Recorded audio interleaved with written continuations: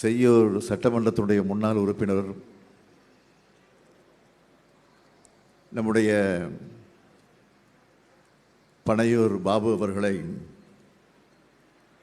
அதேபோல் அவரோடு கைகோர்த்து வந்திருக்கக்கூடிய உங்களையும் நான் வருக வருக வருக என்று திராவிட முன்னேற்றக் கழகத்தின் சார்பில், தலைமை கழகத்தின் சார்பில், மாவட்ட கழகத்தின் சார்பில் நம்முடைய சுந்தர் அவர்கள் ஏற்கனவே வரவேற்றிருந்தாலும், தலைவர் என்ற முறையில் நான் தலைமை கழகத்தின் சார்பில் உங்கள் அத்தனை பேரை நான் வருக வருக என்று நான் வரவேற்க கடமைப்பட்டிருக்கிறேன். லட்சக்கணக்கான கழக உடன்பிறப்புகளில் ஒருவராக உங்களை இணைச்சிக்க வந்திருக்கக்கூடிய உங்கள் எல்லோரையும் இந்த இயக்கத்தினுடைய முதன்மை தொண்டனாக மிகுந்த மகிழ்ச்சியோடு வாஞ்சையோடு வருக வருக என்று நான் வரவேற்கிறேன். பனையூர் பாபு அவர்களை பற்றி நான் இங்கே குறிப்பிட்டு சொல்ல வேண்டும் என்று சொன்னால், கடந்த 5 வருஷமாக நான் சட்டமன்றத்தில் அவரை தொடர்ந்து கூர்ந்து கவனித்தது உண்டு. சட்டமன்றத்துக்கு வருகிற போது அமைதியாக வருவார், அமைதியாக போவார். ஆனால் அதே சமயம் சட்டமன்றத்தில் எழுந்து பேசுகிற போது ஆக்கபூர்வமான கருத்துக்களை, தன்னுடைய தொகுதிக்கு சம்பந்தப்பட்டிருக்கக்கூடிய பிரச்சனைகளை அங்கே வலியுறுத்தி பேசக்கூடியவர். ஒரு கொள்கைவாதியாக, ஒரு லட்சியவாதியாக, ஒரு போராளியாக தன்னுடைய கருத்துக்களை முன்வச்சு பேசக்கூடியவர். பொதுவாக சிலர் ஒரு இயக்கத்திலிருந்து வெளியேறுகிற போது, மற்றொரு இயக்கத்தில் போய் சேருகிற போது கொஞ்சம் விமர்சனம் பண்ணி, ஏன் திறந்தாழ்ந்து கூட பேசுகிற அந்த வாணியை பார்த்துருக்குறோம். ஆனால் நம்முடைய பனையூர் பாபு அவர்கள் அப்படி அல்ல. அரசியல் மாறுபாடுகளையும் வேறுபாடுகளையும் அடக்கத்தோடு சுட்டி காட்டி, ஏற்கனவே ஒரு அறிக்கையாக வெளியிட்ட அந்த செய்தியை நீங்கள் படிச்சிருப்பீங்க, நானும் படித்தேன். அப்படி வெளியிட்ட அந்த செய்தியில் யாரையும் புண்படக்கூடிய வகையில் எந்த வார்த்தையும் இல்லை. அமைதியாக, அழகாக, அடக்கமாக அவர் கையாளக்கூடிய அந்த விதம், இப்போ கூட நீங்கள் பேசும்போது பார்த்துருக்கலாம். யாரையாவது விமர்சனம் பண்ணி பேசினாரா? இல்லை. எதற்காக இந்த இயக்கத்தில் சேர்ந்திருக்கிறோம், அதைத்தான் அவர் இங்கே வலியுறுத்தி வற்புறுத்தி அழகாக எடுத்து சொல்லி அவர் பேசியிருக்கிறார். கொண்ட கொள்கைக்காக உறுதியோடு உழைக்கக்கூடிய ஒரு செயல் வீரர் தான் நம்முடைய பனையூர் பாபு அவர்கள். அதுக்கு அவருடைய அரசியல் பயணமே சாட்சியாக அமைஞ்சிருக்கு. 2007 விடுதலை சிறுத்தை கட்சியில் சேர்ந்து 2009 இளஞ்சிறுத்தை எழுச்சி பாசனுடைய மாநில துணை செயலாளர் பொறுப்பை ஏற்று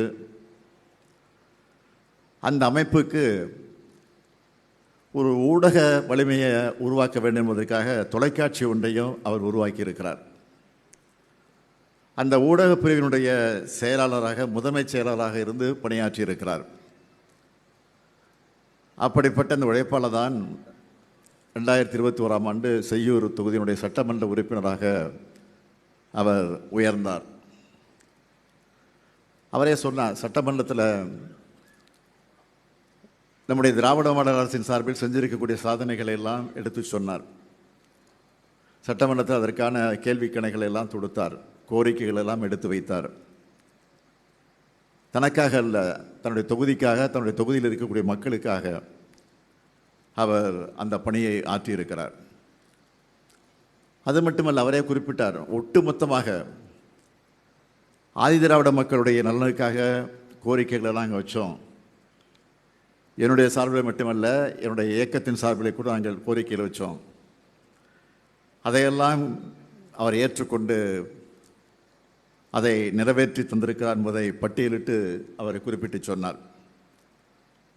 பரமக்குடியில் சாதி எதிர்ப்பு சுயமரியாதை போராளி இமானுவேல் சேகரன் அவர்களுக்கு மணிமண்டபம் அமைச்சது திராவிட மாடல் அரசு தான். அதேபோல் ஆதிதிராவிடர் பிள்ளைகளுடைய பெயர்களில் சாதி பெயர்கள் இருக்கக்கூடாது, அந்த அடையாளங்களை நீக்க வேண்டும் என்று சொல்லி அதையும் சட்டமாக்கி தந்தோம்.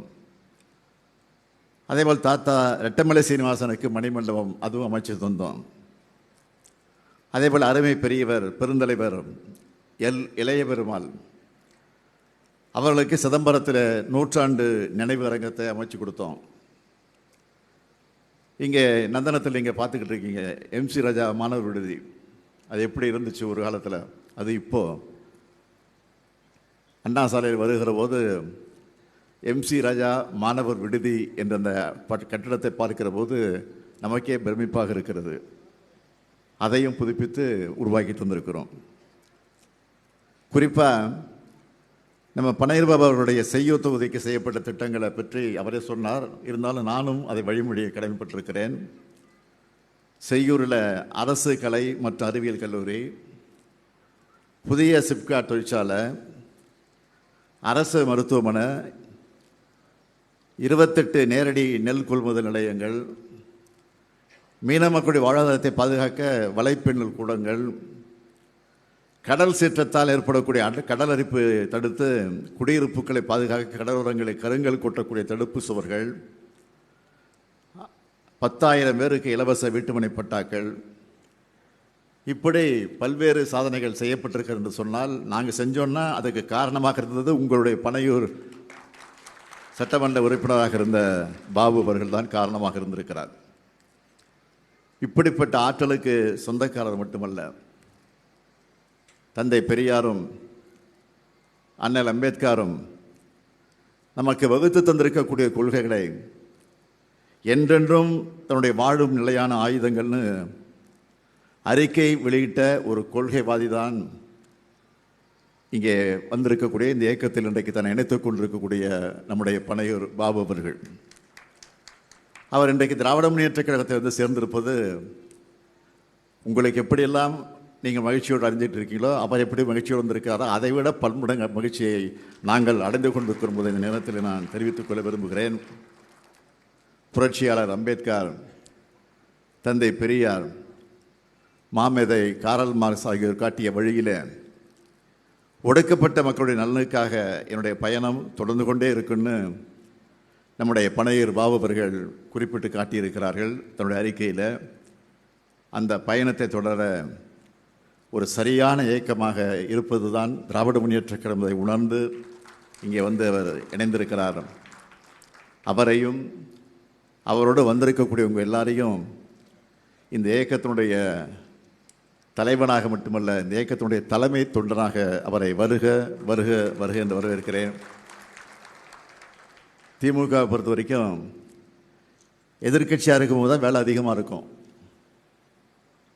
அப்படிப்பட்ட நேரத்தில் உழைப்பதற்கு தயாராக நாங்கள் இருக்கிறோம், நாங்கள் உங்களுக்கு துணை இருக்கிறோம் என்று நமக்கு இன்றைக்கு துணையாக வந்து சேர்ந்திருக்கக்கூடிய பாபு அவர்களையும் உங்களையும் நான் மீண்டும் வருக வருக என்று வரவேற்கிறேன். நீங்கள் ஏற்கனவே இருந்த இயக்கம், அந்த இயக்கத்தை பற்றி விமர்சனம் செய்யலாம் அவசியமே இல்லை, செய்யவும் கூடாது, விமர்சித்து பேசவும் கூடாது, தேவையில்லை. என்னென்னா அண்ணா அவர்கள் மாற்றாந்தோட்டத்து மல்லிகை மனம் இருக்கும் என்று தான் சொல்லியிருக்கிறார், தவிர யாரையும் குறைத்து மதிப்பிட்டு பேச வேண்டிய அவசியம் இல்லை. அதைத்தான் இங்கே நம்முடைய பாபு அவர்கள் எடுத்து காட்டியிருக்கிறார்கள். ஏதாவது ஒரு வார்த்தை விமர்சித்து பேசினாரா இல்லை, குறைத்து பேசினாரா இல்லை, அதுதான் பாபு, அதுதான் பனையூர் பாபு. ஆகவே அப்படிப்பட்ட பாபு அவர்கள் இன்றைக்கு தன்னை இணைத்துக் கொண்டிருக்கிறார். நான் அவரை மீண்டும் மீண்டும் வருக வருக வருக என்று வரவேற்கிறேன். நிச்சயமாக இன்றைக்கு நாட்டிலே நடந்து கொண்டிருக்கக்கூடிய ஒரு ஆட்சி எப்படிப்பட்ட ஆட்சி என்பதை பற்றியெல்லாம் நான் அதையும் சொல்ல வேண்டிய அவசியம் இல்லை. ஏற்கனவே இந்த ஆட்சி பொறுப்பேற்ற நேரத்தில் நான் சொன்னேன், 6 மாதத்துக்கு நான் இதை பற்றி நான் பேச போகிறதில்ல. ஆனால் 6 மாதத்துக்கு முன்னாடியே பேச வேண்டிய ஒரு சூழ்நிலை வந்து விடுமோ என்ற அச்சம்தான் இன்றைக்கு இருந்து கொண்டிருக்கிறது, வந்து விட்டது. அதை பலர் பேசி கொண்டிருக்கிறார்கள், இந்த விமர்சனங்கள்லாம் வந்து கொண்டிருக்கிறது. 6 மாதம் இல்லை, 5 மாதம் இல்லை, 4 மாதம் இல்லை, 3 மாதமாக தாங்குமா என்ற ஒரு கேள்விக்குறியோடு தான் இந்த ஆட்சி நடந்து கொண்டிருக்கிறது. இந்த நிலையில் தான் இன்றைக்கு நீங்களும் வந்து இந்த இயக்கத்தில் தங்களை இணைத்துக் கொண்டிருக்கிறீர்கள். ஆகவே கழகம் ஈடுபடக்கூடிய எந்த பணிகளாக இருந்தாலும் அந்த பணிகளுக்கு நீங்களும் ஒத்துழைப்பு தருவதற்காக வந்திருக்கிறீர்கள். உங்களை மீண்டும் மீண்டும் அண்ணா அறிவாலயத்திற்கு வந்திருக்கிறீங்க. அண்ணா அறிவாலயம் மட்டுமல்ல, கலைஞர் அரங்கத்திற்கே வந்திருக்கிறீங்க. ஆக அப்படிப்பட்ட சூழ்நிலையிலே உங்களை எல்லாம் மீண்டும் மீண்டும் வருக வருக வருக வருக என்று வரவேற்று விடைபெறுகிறேன். நன்றி, வணக்கம்.